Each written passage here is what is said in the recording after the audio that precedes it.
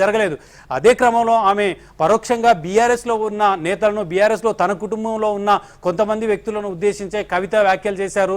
తనను 6 నెలలు జైల్లో పెట్టినప్పటికీ ఇంకా మీకు మీ ఆత్మ చల్లరడం లేదా, మీకు ఇంకా సంతృప్తి కలగడం లేదా, ఇంకా తను ఎన్ని నెలలు జైల్లో ఉండాలన్న అంశానికి సంబంధించి కూడా ఆమె చిట్ చాట్లో మాట్లాడుతూ చెప్పారు. సో ఇదంతా జరుగుతున్న క్రమంలో ఏదో ఒకటి జరుగుతుందన్న భావించిన నేపథ్యంలో 6 పేజీల లేఖ రాసింది. ఆ లేఖలో వరంగల్ సభ సక్సెస్ని ఒకవైపు ప్రస్తావిస్తూనే మరొక వైపు తన విమర్శనాస్త్రాలు పెట్టింది. ఖచ్చితంగా దీనికి ఆన్సర్ చేయాలి. అసలు కవిత పార్టీలో ఉంటుందా లేదా? కేసీఆర్ పార్టీ క్రమశిక్షణతో నడిపే వ్యక్తి. ఒకవేళ ఎవరైనా పార్టీ పైన కానీ తన పైన కానీ పార్టీలో సంక్షోభం సృష్టించే వ్యక్తులను గతం నుంచి ఆలయ నరేంద్ర నుంచి చూసుకుంటే ఇప్పటి వరకు జరిగిన పరిణామాలు, విజయశాంతి కావచ్చు, ఆ తర్వాత చాలామంది పార్టీ నేతలు, వివేక్ లాంటి వాళ్ళకు వచ్చి అనేక మందిని కూడా ఆయన పక్కకు పెట్టారు. తుమ్మల నాగేశ్వరరావు, అదేవిధంగా పొంగులేటి శ్రీనివాసరెడ్డి నేతలను కూడా దూరం చేసుకున్నారు.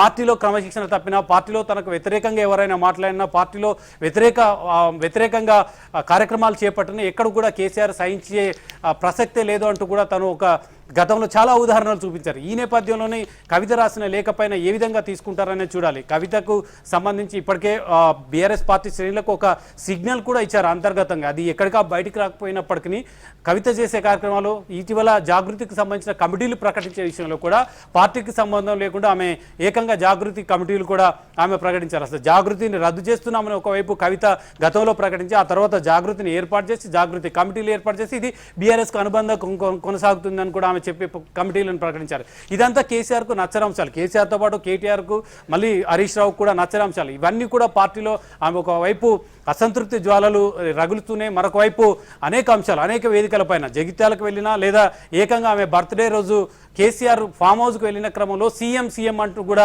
నినాదాలు చేపించి, ఒకవైపు అక్కడ సీఎం కావాలనుకుంటున్న వ్యక్తి మళ్ళీ సీఎం అవుతాను, లేదా కేసీఆర్ని సీఎం చేస్తానన్న వ్యక్తి అక్కడే ఉన్నాడు, కేసీఆర్ ఉన్నాడు, అదేవిధంగా కేటీఆర్ ఉన్నాడు. ఒకవేళ అవకాశం అయితే తనకు కావాలనుకున్న హరీష్ రావు పక్కనే ఉండగానే కవితతో వచ్చిన వ్యక్తులందరూ కూడా సీఎం కావాలంటూ కూడా నినాదాలు చేసిన అంశం కూడా కేసీఆర్ దృష్టికి వచ్చింది. దాన్ని కూడా పార్టీ శ్రేణులు, ప్రధానంగా చంద్రశేఖరరావు కుటుంబంలో వ్యక్తులు కానీ జీర్ణించుకోవాలనే అంశం.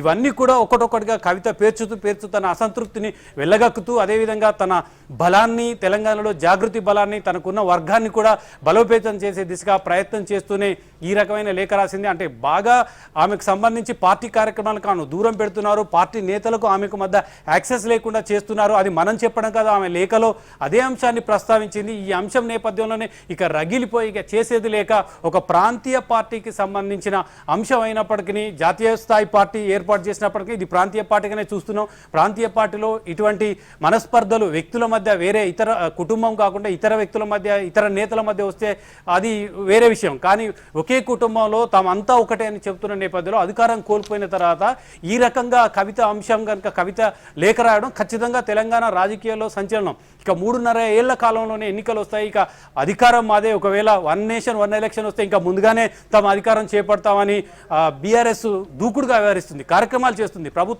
ప్రభుత్వ వ్యతిరేక కార్యక్రమాలు, ప్రజా వ్యతిరేక కార్యక్రమాలు ఎన్ని చేపట్టినా దానికి వ్యతిరేకంగా చాలా ఉద్యమం చేస్తుంది. ఒకవైపు సోషల్ మీడియా వేదికగా చేస్తుంది, ఇంకొక వైపు పార్టీ కార్యక్రమాలు కింది స్థాయిలో కూడా పార్టీ క్యాడర్ను కాపాడుకోవడానికి ప్రయత్నం చేస్తుంది. 10 మంది ఎమ్మెల్యేలు పార్టీ విడిపోయినప్పటికీ ఇంకా స్ట్రాంగ్గా ఉన్నామని అసెంబ్లీలో కూడా ఇంటా బయట బీఆర్ఎస్ పార్టీ, కాంగ్రెస్ పార్టీని ఫైట్ చేస్తుంది. ఇంకొక వైపు బీజేపీతో ఫైట్ చేస్తూ, ఇంకొక వైపు అధికారంలో ఉన్న కాంగ్రెస్ని ఫైట్ చేస్తూ, ఇంకొక వైపు తాము పటిష్టంగా ఉన్నాం, అధికారం తమకే వస్తుందని ప్రజల్లో ఒక విశ్వాసం కలిగించడం, అదేవిధంగా క్యాడర్లో విశ్వాసం కలిగించే ప్రయత్నం చేస్తున్న నేపథ్యంలో కవిత ఈ రకంగా లెటర్ రాయడం ఖచ్చితంగా ప్రధానంగా చంద్రశేఖరరావు, అదేవిధంగా కేటీఆర్, హరీష్ రావులు జీర్ణించుకోవాలనే విషయం. పార్టీలో ఒకవేళ అసంతృప్తి వెళ్ళగలిగితే ఇంతకాలం సోషల్ మీడియా వేదికగా హరీష్ రావు మీద ప్రచారం జరిగింది, అదేవిధంగా కవిత మీద ప్రచారం జరిగింది. అసలు హరీష్ రావు మీద ఎవరు ప్రచారం చేస్తారు? ఆయన పార్టీ మారుతున్నారు, త్వరలో సొంత కుంపడి పెట్టుకుంటున్నారు, ఆయన విడిపోతున్నాడు, ఆయన సీఎం కావాలనే ఆలోచన ఉంది, పార్టీ మారుతున్నాడని ఇటీవల కాలంలో వారం రోజులుగా సోషల్ మీడియాలో భారీ ఎత్తున ప్రచారం జరిగింది. ఈ విష ప్రచారాన్ని తీవ్రంగా హరీష్ రావు ఖండించారు.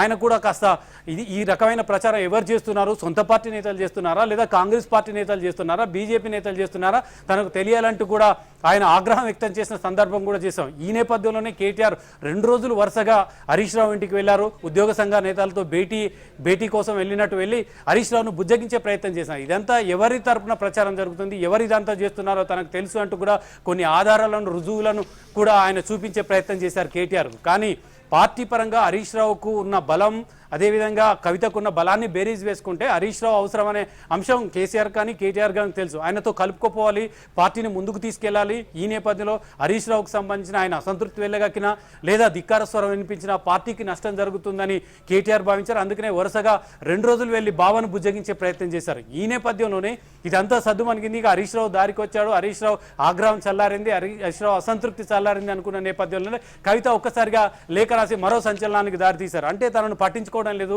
తను పార్టీ కోసం పనిచేస్తున్నా, పార్టీ కోసం అహర్నిశలు కృషి చేసి అనేక అంశాలకు సంబంధించిన తను పోరాటం చేసినప్పటికీ బీసీ ఉద్యమానికి సంబంధించిన బీసీ రిజర్వేషన్ల మీద తను పోరాడినా, లేదా జాగృతి కార్యక్రమాలు విస్తృతం చేయాలన్నా, లేదా కార్యకర్తల దగ్గరికి వెళ్ళి మాట్లాడాలన్నా, లేదా కౌన్సిల్లో తన వాదన వినిపించి పార్టీ తరఫున వాదన వినిపించే ప్రయత్నం చేసినప్పటికీ తనకు ఎందుకు ప్రాధాన్యత ఇవ్వడం లేదు, తనకు పార్టీ పరంగా ఎందుకు గుర్తింపు ఇవ్వడం లేదనేదే కవిత ప్రశ్న. ఈ ప్రశ్నలను కేసీఆర్కు వేస్తూ మై డియర్ డాడీ అంటూ 6 పేజీల లేఖను ఆమె రాశారు. ప్రధానంగా 6 పేజీల లేఖలో ఇదే అంశం. వరంగల్ సభ సక్సెస్ అయింది, వరంగల్ సభలో కగారు పైన మాట్లాడిన తీరు బాగుంది, వరంగల్ పైన రేవంత్ రెడ్డి పేరు ఎత్తకపోవడం బాగుంది, ఇవన్నీ చెప్తూనే ఇంకొక వైపు ఆమె ఈ తన ప్రశ్నలను, తన మనసులో ఉన్న అంశాన్ని, తనలో రగులుతున్న బడబాగ్నిని కేసీఆర్కు వివరించే ప్రయత్నం చేశారు. కేసీఆర్కు వివరించే ప్రయత్నం చేస్తే అది అంతర్గత లేఖగా చూడవచ్చు. కానీ ఈ విధంగా లేఖ రిలీజ్ అయిందంటే ఖచ్చితంగా ఆమె తెలంగాణ సమాజానికి చెప్పాలనుకుంది, తన ఆవేదనను, ఆక్రోశాన్ని చెప్పాలనుకుంది, అదేవిధంగా తను ఏ విధంగా నిర్లక్ష్యానికి గురవుతున్నానో